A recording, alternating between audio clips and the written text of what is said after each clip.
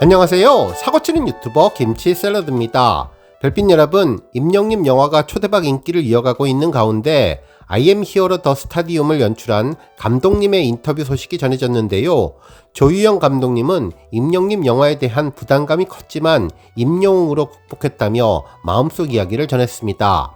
기사에 따르면 조우영 감독님은 인터뷰에서 이번 영화의 흥행 비결은 임영웅과 팬덤 영웅시대와의 관계 설정 때문이라고 설명해 주었는데요. 임영웅은 영웅시대가 지금의 임영웅을 만들었다고 생각하고 있으며 영웅시대는 아티스트 임영웅의 진정성을 누구보다도 잘 알고 있다 보니 나의 가수, 나의 임영웅에 대한 애정이 표출되어서 자연스럽게 이런 놀라운 영화 흥행의 결과를 낳았다고 전해주었습니다. 실제로 I am hero the stadium은 개봉 전부터 일반 상업 영화를 제치고 실시간 예매율 1위를 기록하며 사전 예매 관객만 12만 명을 넘어섰는데 지난해에 개봉했던 임영웅 콘서트 실황 영화인 I am hero the final의 최종 관객 수가 25만 명이었지만 이미 사전 예매 관객만 지난해 기록 절반을 넘어섰다면서 이 추이대로라면 지난해 관객 수를 넘어설 가능성이 매우 높다고 전해주었네요. 한편 조우영 감독님은 그동안 15초의 예술이라고 불리는 광고를 주로 맡아서 삼성전자, LG전자, 현대자동차 등 수많은 브랜드의 영상을 제작해와 콘서트 현장을 생동감 있게 담아낼 적임자였다고 보도해 주었습니다.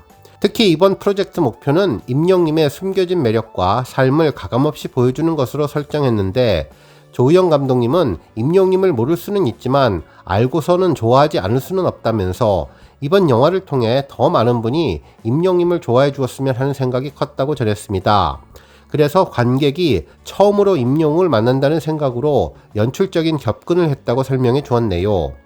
한편 경쟁이 최선이라고 생각하는 시대에 한 사람의 긍정적인 에너지가 때로는 더 좋은 결과를 만들어낼 수 있다는 것을 경험시켜 드리려고 했다며 힘들 때마다 이겨내를 외치고 비가 오면 오히려 좋다라고 말하는 임영웅의 긍정 에너지가 이번 영화를 통해 많은 분들에게 전달되어서 각자의 삶에 작게나마 힘이 되었으면 좋겠다고 전했습니다.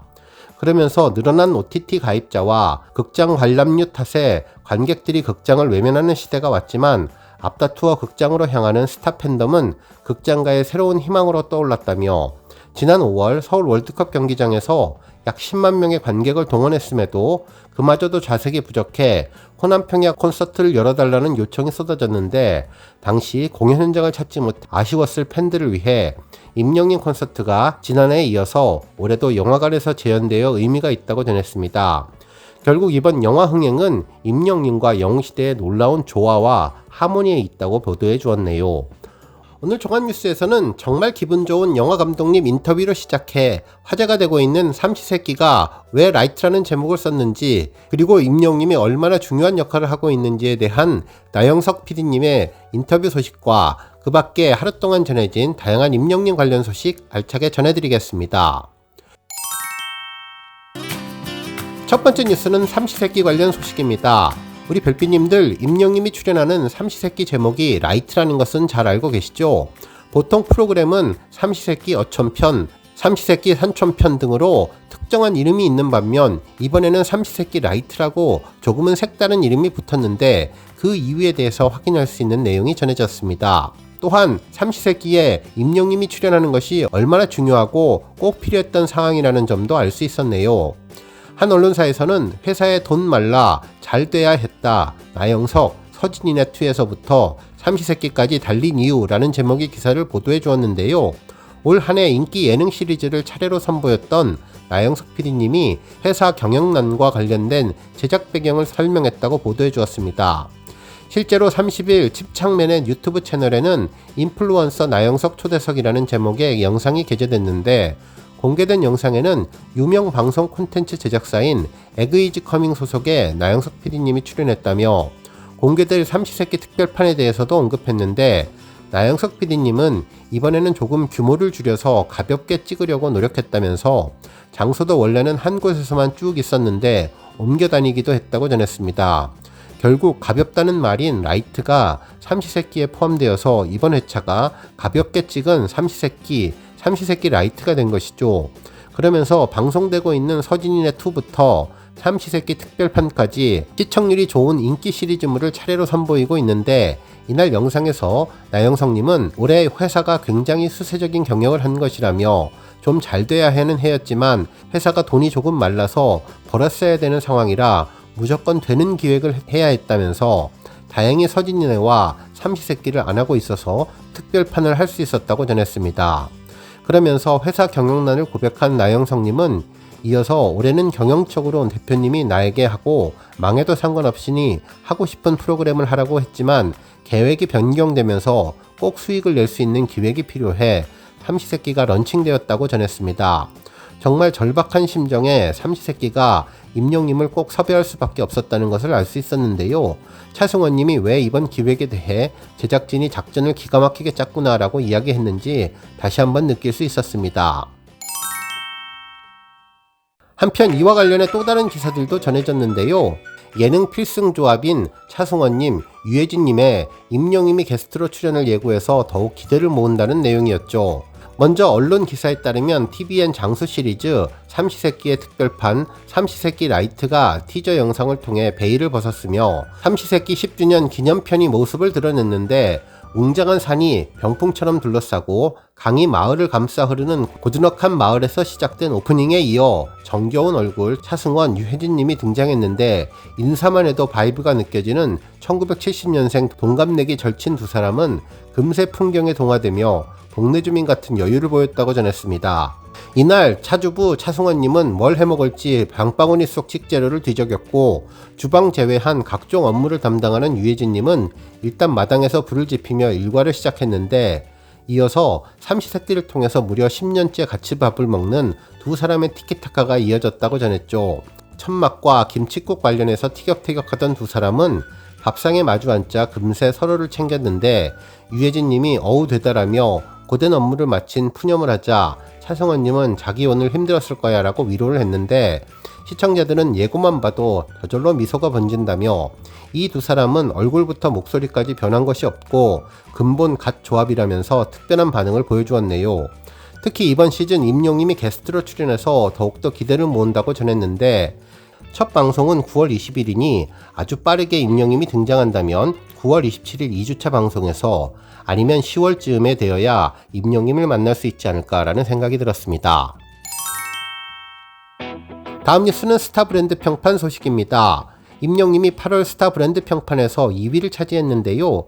1위는 파리올림픽에서 선전한 삐약이 신유빈 선수가 차지했네요. 한편 2위 임영님에 이어서 3위는 김혜지, 4위는 김우진, 5위는 오상욱 선수가 선정되었다고 전했습니다. 실제로 이번 8월 스타 브랜드 평판은 국가대표 선수들이 전체 브랜드 평판을 휩쓸었는데, 이 가운데 가수 임영님이 2위에 올라서 변함없는 히어로 파워를 보여주었습니다. 한국기업평판연구소에 따르면 2024년 7월 31일부터 2024년 8월 31일까지 측정한 스타 브랜드 빅데이터 2억 7,399만 6,916개를 소비자 행동 분석을 통해 스타 브랜드에 대한 참여지수, 미디어지수, 소통지수, 커뮤니티지수를 측정했는데, 임영님은 브랜드 평판지수 771만 8,356점을 획득했습니다.